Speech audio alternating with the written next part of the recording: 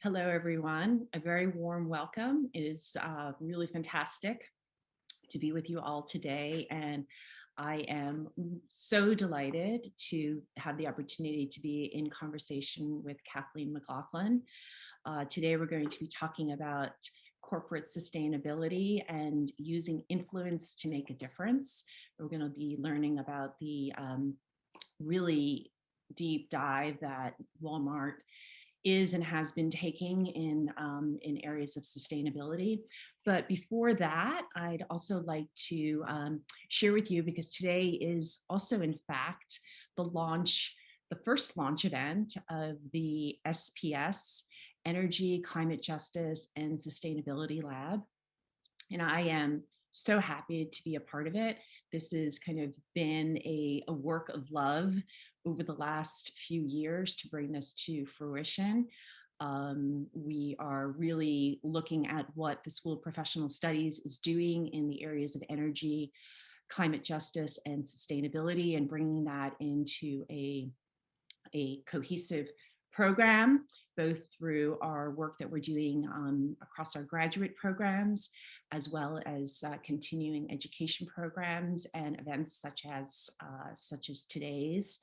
This is very much of a team endeavor, and really grateful to have such a fantastic team that I'm working with. So I'm serving as the director of the lab, and Michelle D'Amico, which I hope that many of you who have participated in other CGA public events, you've had the chance to see and to hear from Michelle. But in addition to being the senior manager of the new lab, she's also the director of our public events and our continuing education programs. Jessica Lobo, who's our program associate, communications and student outreach. Tracy Stein, she is handling our government, nonprofit, and corporate affairs.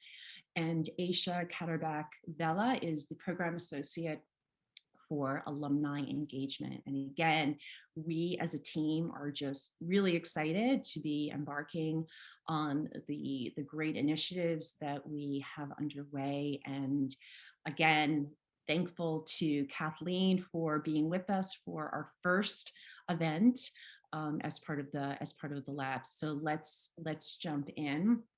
So Kathleen is the Chief Sustainability Officer at Walmart. She also serves as president of the Walmart Foundation. And I think all of us are very, very familiar with Walmart. It's a name that we associate with a world grocer. It is, in fact, the world's largest retailer. It has stores across the United States and in 24 countries. It has over 2.2 million employees. The first store was actually launched in 1962. And I think what's also really, really important, which is going to be part of today's conversation, is that sustainability has been part of the work that Walmart has been doing for many years.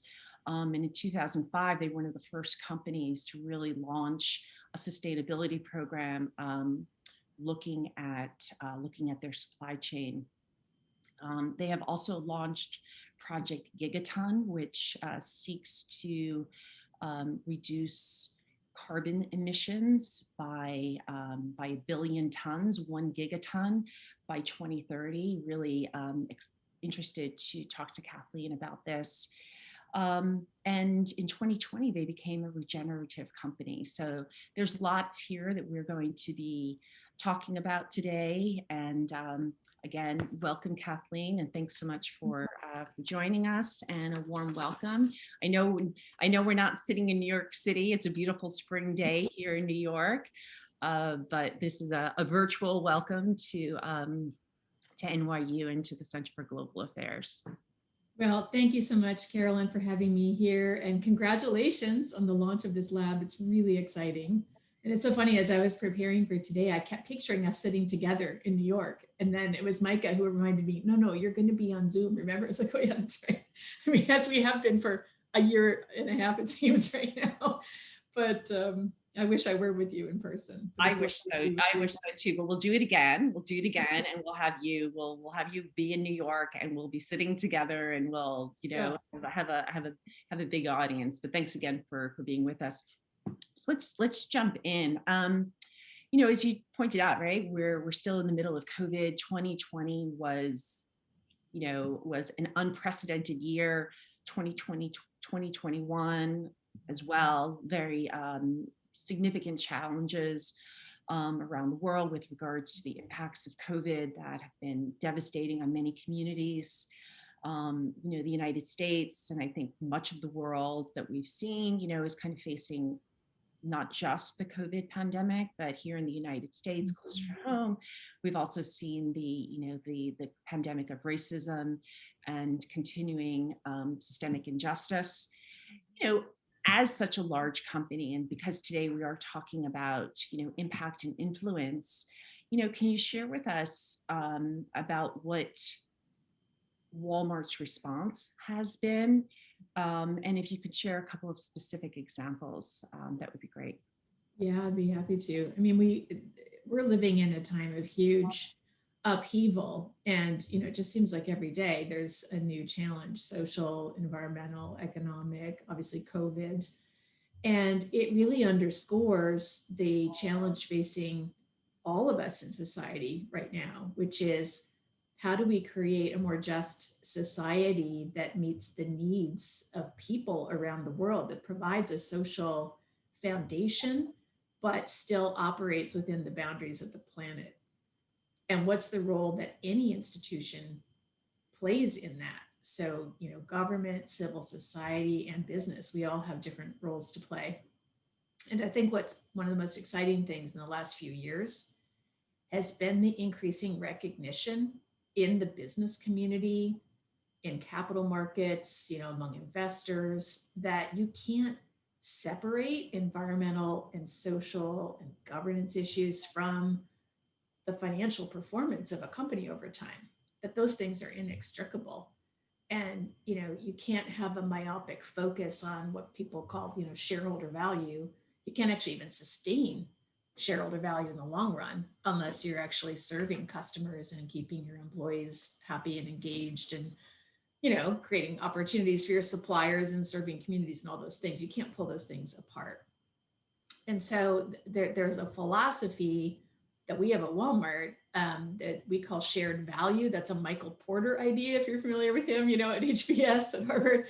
So it's not a new idea, but it's something that we very much, it's core to really, if you go back 50 years to the founding of Walmart even, which is the whole point of business, is to create wealth for society through business.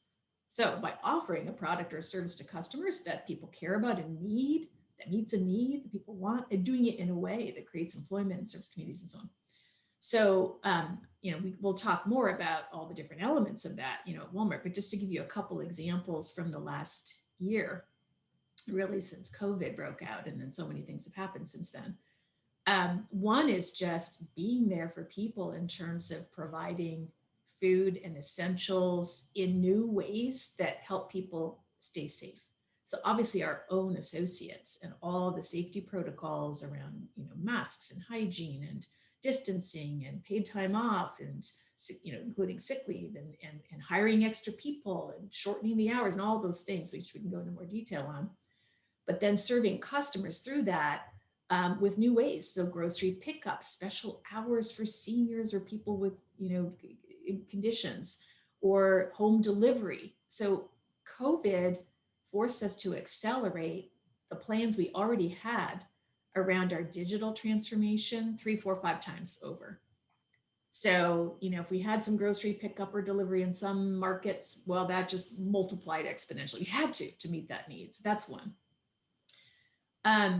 Second, then, as time went on and we had the situation with George Floyd, among many, many others, and again, that wasn't the first one, obviously, that really was a moment that had all of us in society reflecting in a more deliberate way about this issue of racial injustice and what could we do differently to accelerate progress on something that's been with us for 400 years in the US, right? It's not a new issue at all.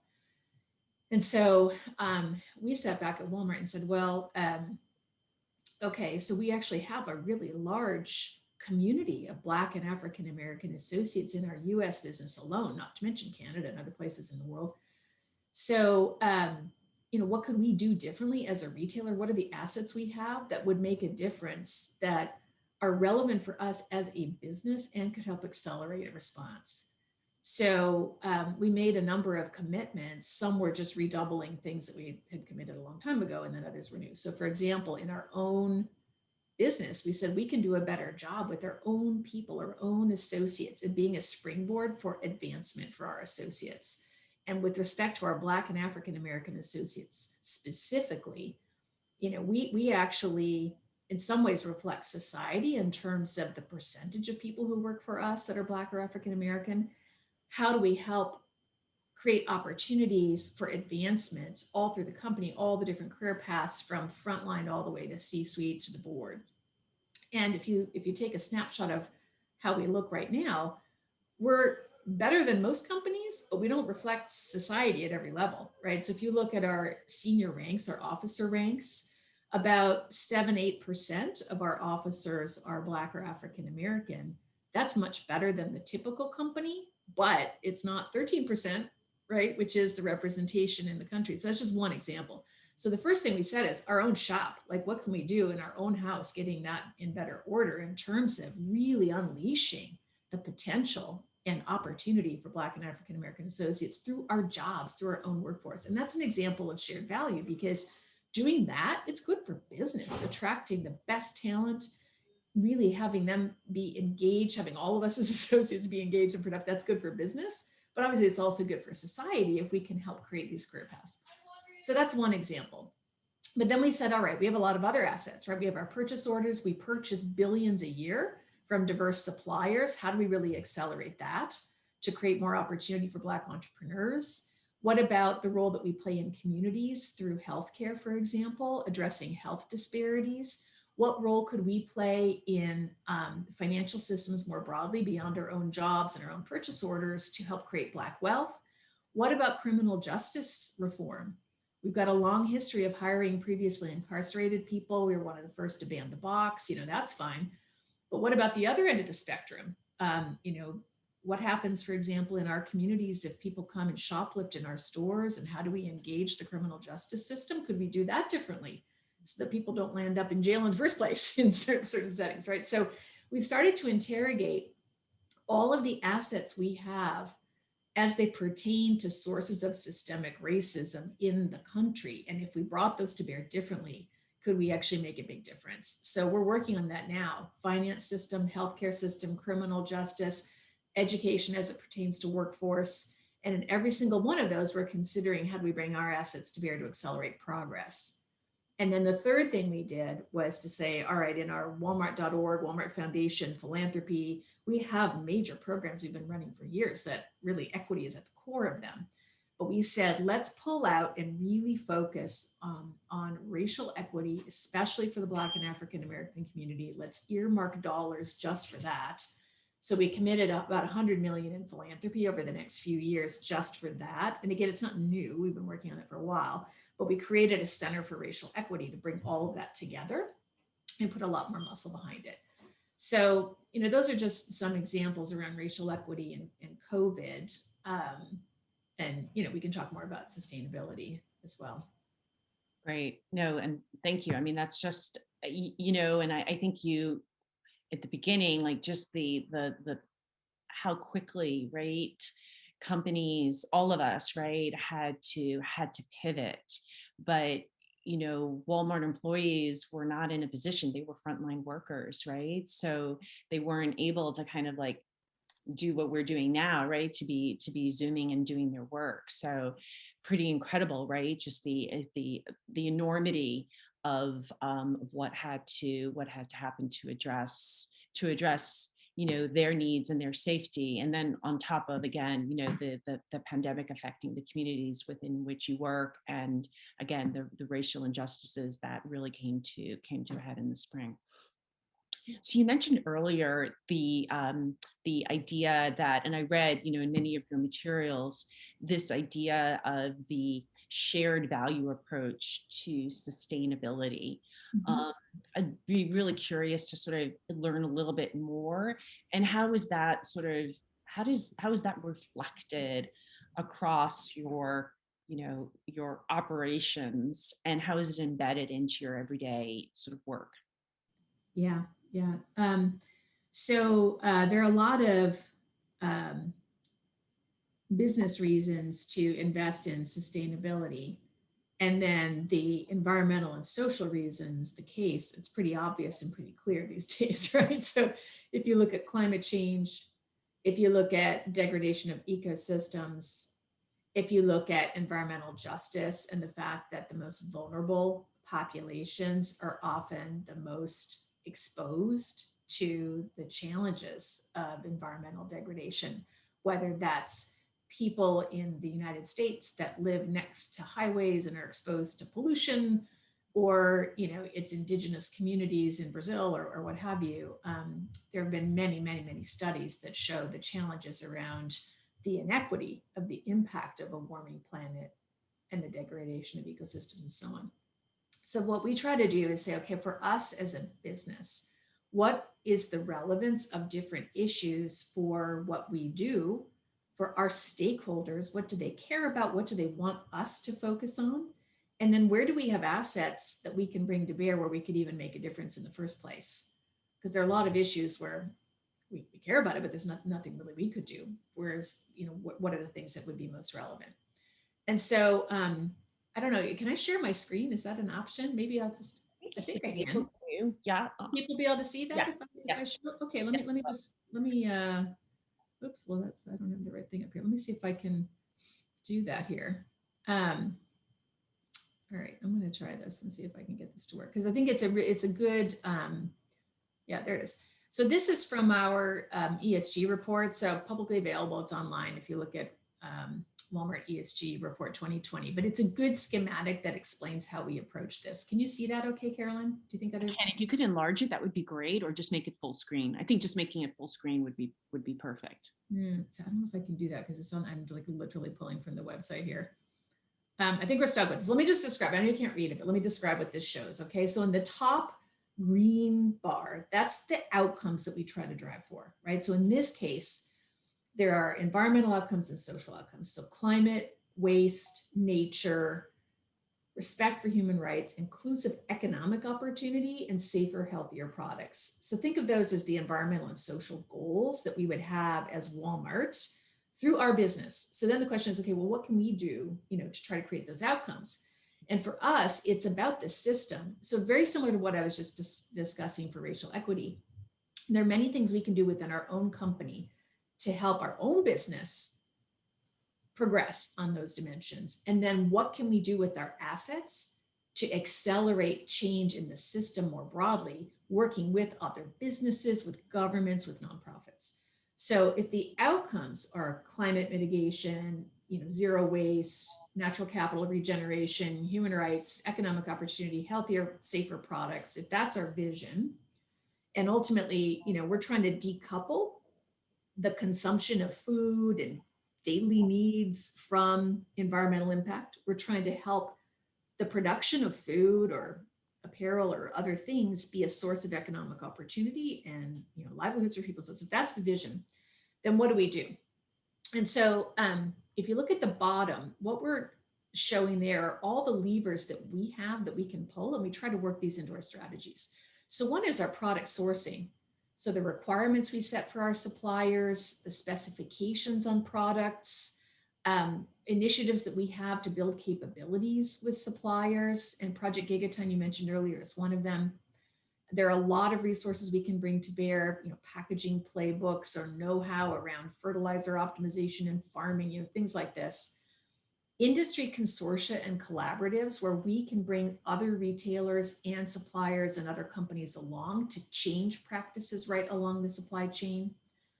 And then customer engagement, ways to educate and inform customers to help inform their choices and their actions and behaviors.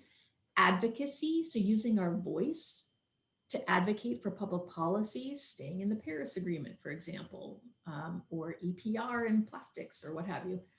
And then philanthropy, which is a really important tool and incredibly effective if used strategically. So it's not just supporting good organizations, that's really important, but it's more directing philanthropic capital toward unlocks in the system.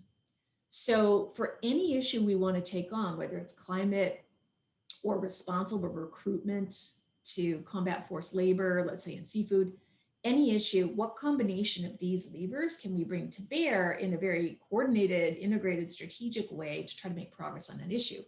And what's in the middle of this schematic, the thing that sits between the big aspirations for society and then the actions we can take, we're just one company, are the elements of the system that we're trying to shift. So they might be just even getting alignment amongst stakeholders on the science behind something. So science-based targets for emissions reduction, for example, that's really important that people have that shared vision so we all know what we're going for.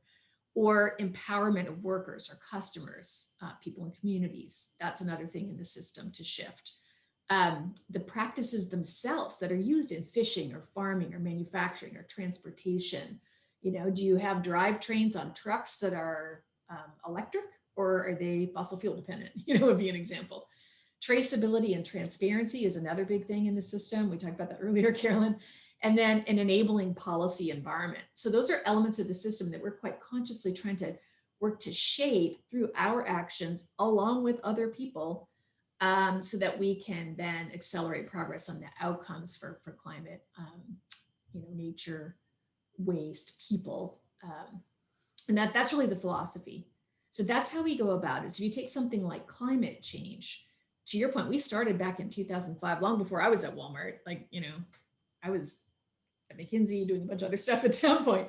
But in those days, the first step Walmart took was to say, okay, well, the world was just even learning what the word sustainability meant. I don't think people really appreciated climate change even then, right? But Lee Scott, who was the CEO at the time, said, well, it seems like there's something around energy efficiency and renewable energy. So he set out this goal to be powered 100% by renewable energy. Well, we've just evolved since then. So today we've got science-based targets for emissions reduction in scope 1 and 2, which includes energy, but a lot of other things, refrigerants, trucks, on-site fuels, all that kind of stuff. And then importantly, scope 3, which is the supply chain, which is where most of the emissions are. And for a company like ours, we sell everything from tomatoes to tuna fish to cotton t-shirts, to electronics. That's life, right? So trying to decarbonize supply chains for all of the kind of things we sell, that's really where the action is. Now, I don't want to minimize the work it's going to take to get to zero emissions in our own, shop, but you go beyond the shop and look at the supply chain, and that's really where it is. So we said, okay, well, how do we get at that? So we created this program called Project Gigaton. And again, we worked with the scientists, right? We said, look, we want to set a science-based target. What should we aim for? And they said, listen, in scope 3, it's about 1 billion tons. That's what you should aim for by 2030 to be on track with science-based targets. And we thought, okay, 1 billion tons. We had just finished a program that took us 3-4 years just to get 20 million metric tons. And we were really excited about that. So we're like, 20 million to 1 billion, but okay. So we said, let's set it out. And our first thought was, okay, so we're going to create something. We're going to call it the Supplier Challenge. And then we talked to the suppliers and they said, okay, that sounds like a total bummer. Like, we do not want to participate in something called the Supplier Challenge. Thank you. So we renamed it, Project Gigaton, because that's what it is. And we set it up to say to suppliers, look, we want you to do this. We want you to get involved, set a goal around emissions reduction in your own business. And there are 6 arenas where you can engage: energy, waste, packaging, product design, agriculture, or forests. And pick any one of those, and ideally multiple, and we're going to help you. We're going to work with the scientists, and we're going to have them help us translate the actions you can take into emissions. And we call those calculators. So we make it super easy for you. You don't need to have scientists on your team. You don't need to be experts in greenhouse gas emissions. Just know that if you take these actions in energy in your factory, or you optimize fertilizer on your cornfield or your wheat field or oats, Quaker oats, then that's worth X amount in emissions. Or if you change your packaging, you reduce packaging or convert out of high emissions packaging, here's the impact. So we made it very easy for people to see what they could do and to take a step and to take action. We integrated the reporting with CDP, formerly known as Carbon Disclosure Project. That's the main reporting, you know this, Carolyn, but for others, a main reporting platform to make it, again, super easy. Hey, you want to report CDP? You can do it through us, or you can report CDP and link it in, take out all the friction. And then what we've done is in each of the areas, provide additional tools and resources to help people go faster. So for example, last year we launched a program with Schneider Electric to provide PPAs, power purchase agreement opportunities for renewable energy to companies who don't have procurement teams, or they might not know how to go about contracting for renewable energy, or generating new wind farms or what have you. So that's one example. Or for agriculture, the Midwest Row Crop Collaborative, which we started with a number of suppliers and some land grant universities, field to market, soil health partnership in the Midwest, to optimize inputs on fields to take down carbon, from agriculture, and also reduce nutrient runoff into waterways and watersheds. So, that's another example. Product design. When a laundry detergent company comes out with a product that can get stains out in cold water, sounds like a small thing, but that actually really reduces the load then at the consumption stage of a life cycle, because you don't need hot water to wash your clothes, you can wash in cold. So things like that, very practical. And I'm happy to say we have over 3,000 suppliers working through Project Gigaton, formally signed up, working on projects. And to date, they've reported 375 million metric tons of emissions avoided. And we'll make an update to that in June. There's a bigger number coming out then. And so, we're making good progress. And let's be clear, 1 billion tons, that was sort of a marker. We're not going to stop there. Like, we got to keep going. We got to get to net zero in terms of carbon or greenhouse gas emissions in general by 2050 for us to avoid the worst impact of warming. So we're not going to stop, but it's a great way to build momentum. And what's been really important about this for us is we designed it specifically with a staircase of ambition. So anybody's welcome to get started. Tiny step is fine. And then we can move them up in ambition. So we've created different classes of engagement. One is called Giga Guru status. And the Giga Gurus have SMART goals. They're reporting on their progress publicly. They're making significant progress. Like, that's the highest standard. All the way through to people who literally came to us in the first working session we ever had on this a few years ago. And we had one supplier come and say, I don't think this is really for me because I don't have any greenhouses. We had to explain that that's not what this means. So, I mean, there's a very wide range of capability, in the group. So many questions, right? We could just spend the rest of the time talking about Project Gigaton and how you've gotten your suppliers on board. And the 375 million reduction at this point, I think is very, very impressive. Where do you see the pushback? I think one area that you sort of just addressed was sometimes maybe the misunderstanding, right? Or we don't quite know how to get there. And I guess maybe a follow-up question to that is sort of how do you, it sounds like you've incentivized, right? And I love that Giga Guru. That's great. That's like become a Giga Guru. But what about the companies that just can't? Or maybe the companies that really do resist, yeah, and they're not on board. Does that mean that you're going to sort of take them out of your supply chain, or will you just put sort of more efforts into working with them to show them kind of like there is a pathway forward and that they will be a better company and they will be also potentially a more profitable company if they go ahead and they make these changes? Yeah. So we've made the program voluntary. We don't say to a supplier, if you don't engage, you can't supply to Walmart. And there's a couple of reasons for that. One is without any compliance kind of orientation to it, we're trying to make this a culture change. We're trying to make this the norm in business and just the way you'd want to do things out of self-interest. And that's the case we keep making to them. It's like, you're going to have a better business. Now, we've been lucky in that we've got a ton of tailwinds. Like, the stakeholders of these suppliers are also asking for them to step up on climate action. And so it's not just us. They're hearing it from their customers, they're hearing it from government, they're hearing it from civil society. So, that's helpful. And actually most of them are very grateful to have a customer like us, because we're their customer, asking for this. It gives them cover to go to their, fellow colleagues and say, look, Walmart asked us to do this, we should probably do it. And it also helps underscore the business case. We now have 70% of our volume covered by people who are engaged in this. Do you know what I mean? So it's not like, oh, only a small portion of our business. Like most, if you walk up and down the aisles of Walmart, most of the suppliers, in terms of what we sell, they're part of this.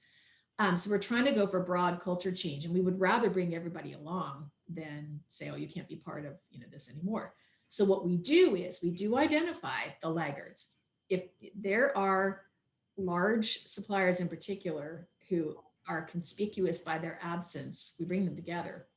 And we actually had a workshop in Bentonville just pre-COVID that internally we were calling for non-responders. We didn't call it to the people, but we brought them together and said, okay, guys, what is it? Because you're not here. Is it you need to make the business case internally? You can't get your leadership team to support, or is it you want to, but you don't know where to start? So it's either will or skill. And how do we help you?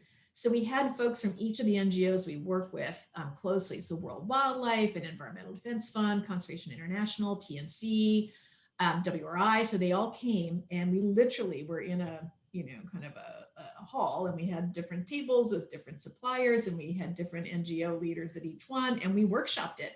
Like, what is it for your company? What's getting in the way? Let's get you started.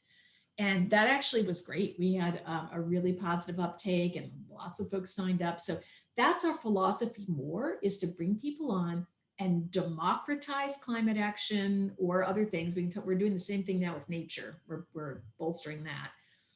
Doing the same thing with responsible recruitment to get at forced labor, right? Employer pays principles. How do you implement that in your supply chain? That's tricky. So anything like this, packaging, we just try to bring people along and build the capability and make it more the norm in business. Yeah, I know. And I so much of what you said, though, we're also sort of seeing, and I tell my students, is that especially the last year, and, I think some of it has been propelled by COVID, and some of it also because of the change in US leadership. But, I think there's been a definitive shift in the last year around real ambitions around addressing climate change. Sustainability, ESG is not just an add-on, it's very much a part and parcel of a company's operations. And these are not things that can be avoided. It's funny because when I was going through your website and all the the different work and looking at some articles that have been written, it reminded me of Biden's whole of government approach, and very much like you have taken a whole of Walmart approach in terms of from the very from each point of interest in terms of how you're threading sustainability into the work. It's it's super, super important. I want to, because I know the audience may not be as familiar with some of the terms, but I'd like you to, if you could just give sort of specific examples. I'm hearing a lot about regenerative agriculture. Yeah. And I know that in 2020, Walmart became a regenerative company focusing on. Yeah, to be clear, we set out our aspiration to become a regenerative company. So there you go. That's a big thing, right? So we would not claim to be there yet. And I think you've already done it, right? You've already given us some really tangible examples of how you're building that in. But why did you, maybe a question would be, is why did you choose that aspiration to be a regenerative company? And then the other question, and Walmart again, because, one of the reasons why I really, really, really wanted to talk to you was because of the size of Walmart and the scale and the influence and the impact that it can have. And you use the term science-based targets, which again is something that, in the Paris Agreement, this is what both they ask for countries to use science-based targets, but also corporations. And you were, a leader in terms of using science-based targets. So if you just give us a little bit in terms of the regenerative and the science-based Yeah. targets, that would be great. Yeah, I will. Let me start with science-based targets. Yeah, I mean, it's so important that whatever we do is grounded in the science. You know, often stakeholders will come to us and say, oh, you ought to do ABC, and it's their favorite point solution about a really specific practice in fishing or, you know, farming or whatever. And often it's not grounded in the science. So we always want to start with, okay, what does the science tell us? What do we need? And so for climate, it's clear now, right? We have the information from the International Intergovernmental Panel on, you know, climate change and so on. Like, we know what's happening with the planet enough to know where do we need to peg emissions to keep the world within a certain range of warming. And so World Resources Institute collaborated with the UN and a few other folks a number of years ago to create Science-Based Targets Initiative that helps establish for different industries, for different sectors, for different parts of the world, what do you need to hit in terms of emissions reduction to do your part in staying within the, initially it was the 2-degree world, now it's the 1.5-degree world. They ratcheted it up because we have more information. So it's a specific program, and when a company officially commits to that and gets the targets approved, it's a pretty rigorous, tough trajectory, but that's our doing our part, right? So that's what we did, and that's what that means. There is a group working now to create science-based targets for nature. Mm-hmm. Right. So, you know, the bad news is we're in as bad a situation on nature as we are on climate in terms of ecosystem loss and so on. That's a lot harder to measure. Like emissions, you can measure a ton of emissions. How do you measure nature? Much more complicated, but people are working on that, and we're, you know, working with them too. We're going to integrate that into what we're doing at Zone. So what does regenerative mean? So regenerative, you know, as a concept means what it sounds like, which is restorative, renewing, replenishing, you know, building back, adding back, making better, enhancing, right? And the reason we think it's such an important word is historically people have said, well, you know, companies just, you know, you just exist to make money, right? That's kind of the Milton Friedman concept. And then people are like, no, that doesn't make any sense. You got to serve your stakeholders. You got to serve everybody. Okay, that's fine. And then people talk about sustainability, and sustainability being, okay, do no harm, like keep sustaining. You could interpret it as do no harm, right? You could say, well, it's sustainability means I just keep doing what I'm doing, keep steady.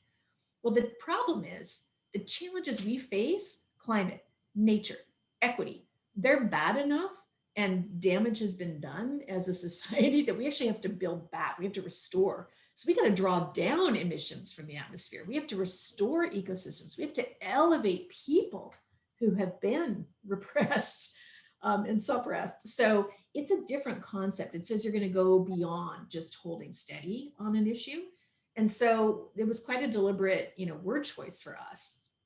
And for us as a business, the way we think about it is this notion of shared value, stakeholder value. So through business, we think we can bring assets to bear on challenges like equity and climate and nature in a way that builds back and is part of a solution using our assets.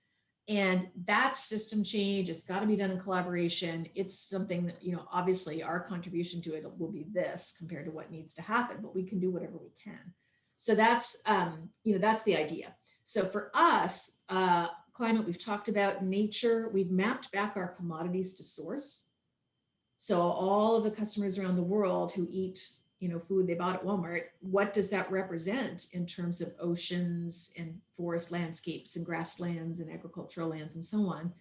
And, you know, we worked with Conservation International to do that. It's about 50 million acres of land. And we said, okay, what could we do?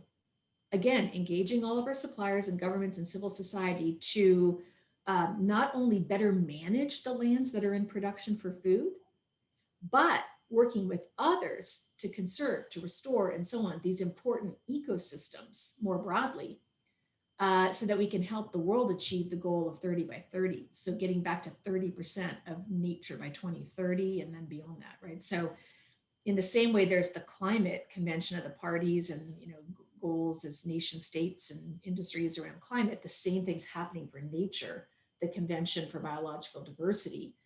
And so we're engaging there too to say, okay, well, what would science-based targets for nature look like?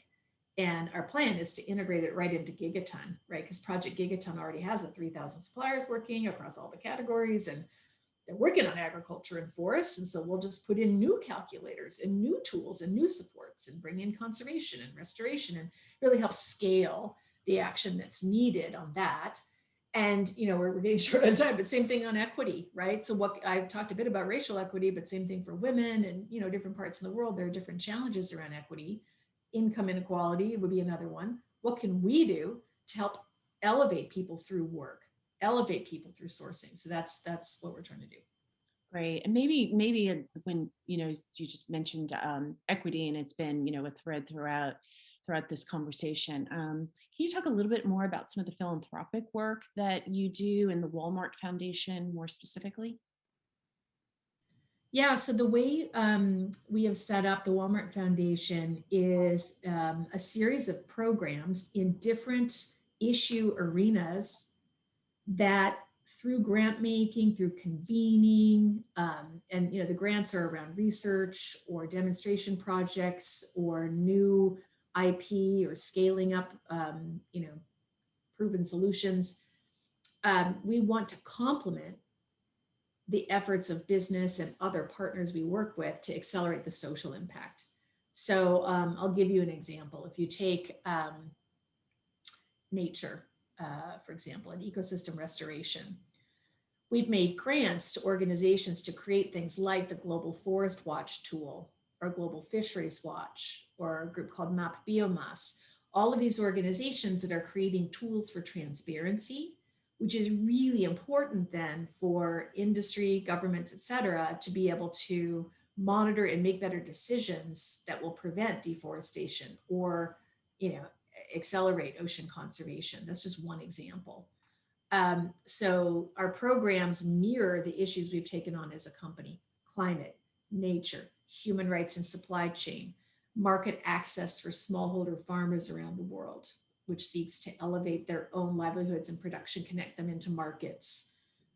Retail opportunity, which is all about upskilling and development and advancement of entry-level workers who are working but need to get new skills to be able to move up. So what can philanthropy do? Working with training providers to help incumbent workers get skills quickly, to get badges and credentials that people recognize, to move them up career paths, things like that. So that the philanthropy is very strategic, and it's meant to complement the actions of business and others to accelerate the social outcome. Great.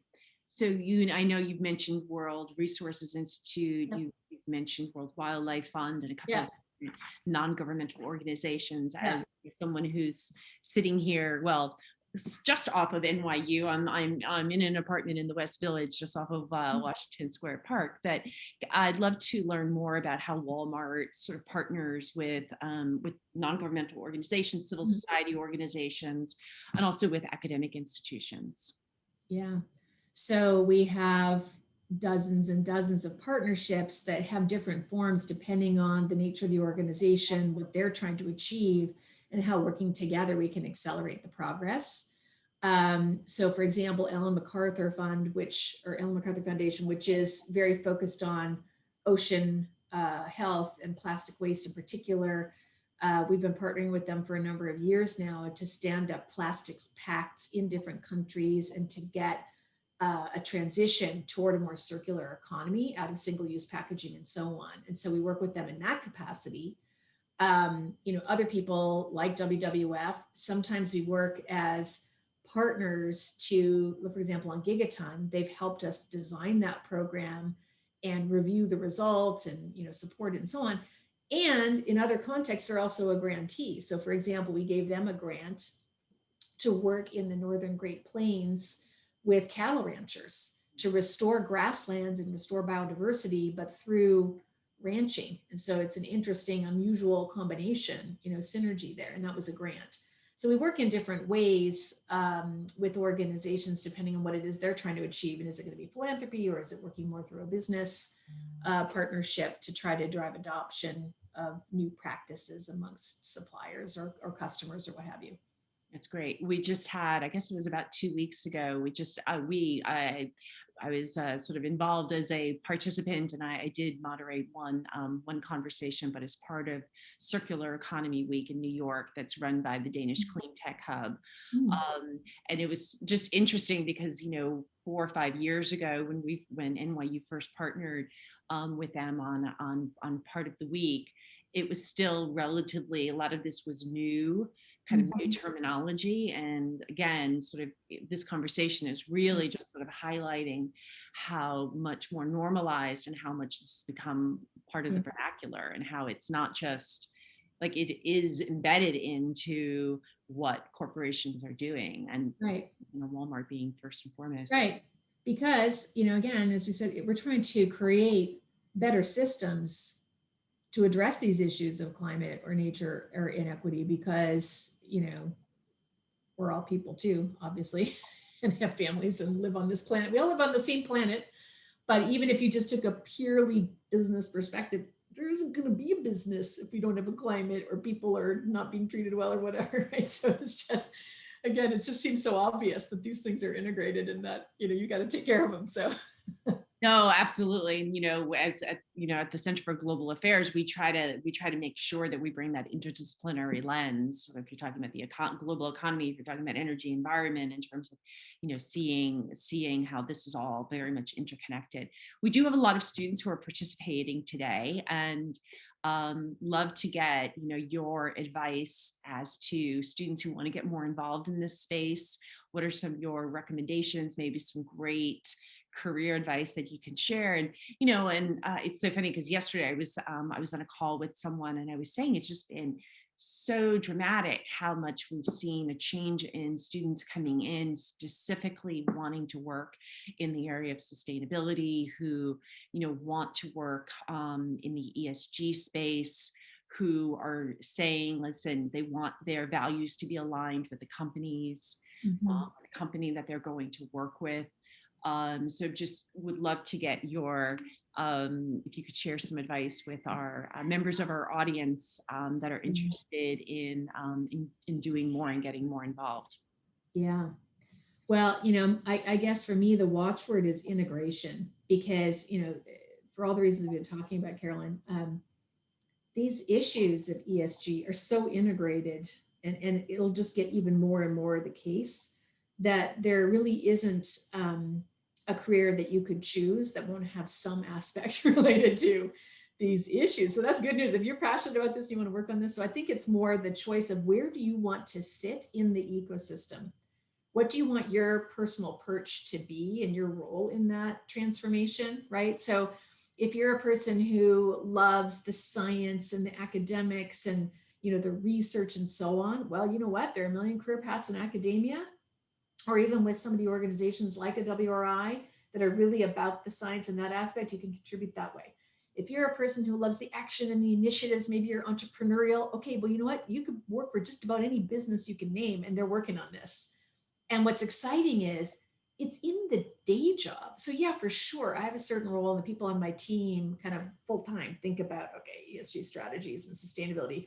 But every person at Walmart is working on this in some way. So just a couple of days ago, I was with Dakota Smith. He's our chief operating officer. And, most of his job is about how to move the products in a way that generates zero waste and 100% renewable energy, and takes care of the people and creates promotion paths for them and advances our people and, equity of the teams. Like, that's his day job. And he's the chief operating officer. So is his job ESG? Yeah, actually, that's his job. If you're the chief merchant at Walmart, you're thinking about this all day long. So I would say, think about your own personal qualities and what you get feedback on that you excel at, and what you enjoy doing versus not like doing so much. And if ESG or sustainability is your North Star, you can kind of choose your own adventure in terms of, okay, academia or business, or maybe government. Maybe I want to be a policy person. I want to shape policy. Any of these things we need them all. You could be a marketer.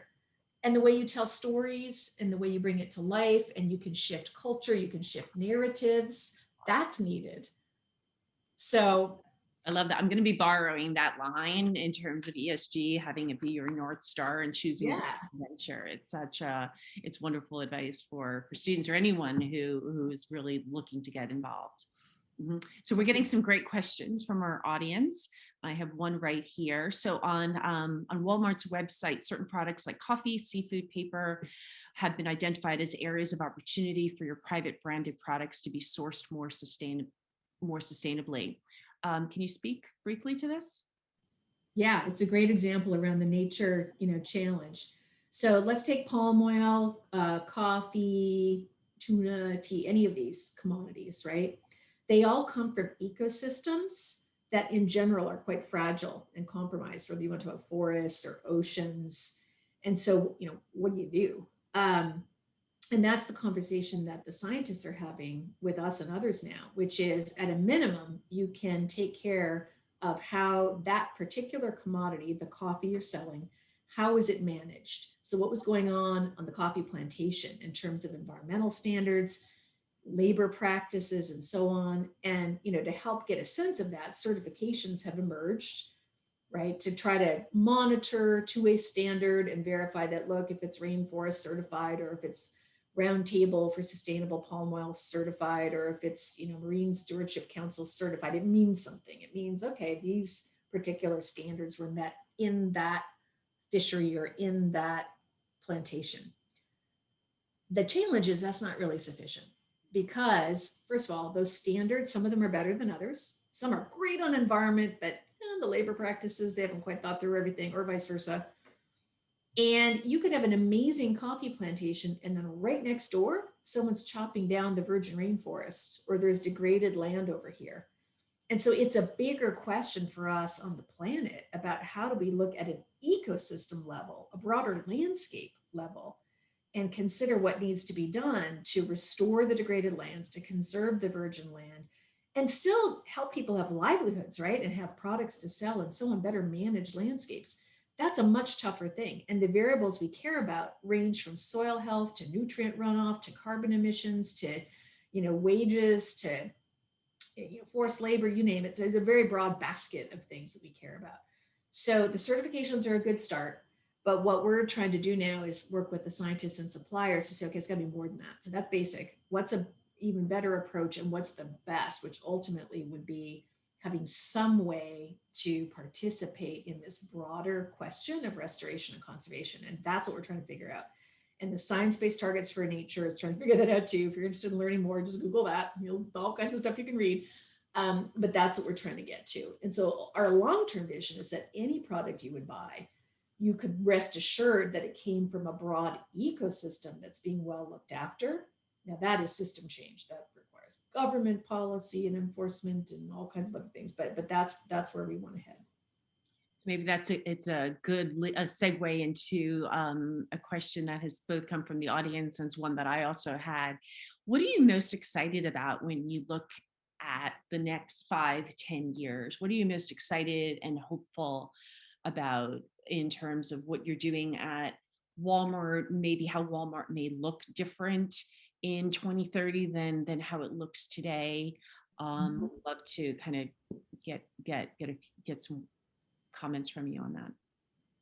I think I'm most excited about this increasing alignment amongst all of the stakeholders, including investors, which 5-10 years ago wasn't the case, about the need for integration, the need for environmental and social and governance practices, standards that go beyond just sustainability into the realm of regenerative, and that being critical for business to be part of, and to transform systems to enable that. That kind of cultural shift or mindset shift, I can't overstate how important that is, because that really is what puts wind in the sails of everybody in the company, customers, suppliers, communities, civil society partners, and so on. And so that integration, I talk about Dakota Smith, the chief operating officer, or a person like Scott McCall, who's our chief merchant, that integration and what that unleashes in day-to-day creativity, which is what you need in any complex dynamic system, which the world's supply chains, business, any of this is, getting all of the people to be like-minded and acting in this way. That's what's needed. So that excites me. It's just the step function increase, or the kind of next S curve that sort of mindset shift enables. Excellent. Yeah, no, it's interesting. I was on a Council on Foreign Relations call a couple of weeks ago, and the head of a very, very large, one of the world's largest funds. Yeah, he was sort of saying that, yeah, from the investment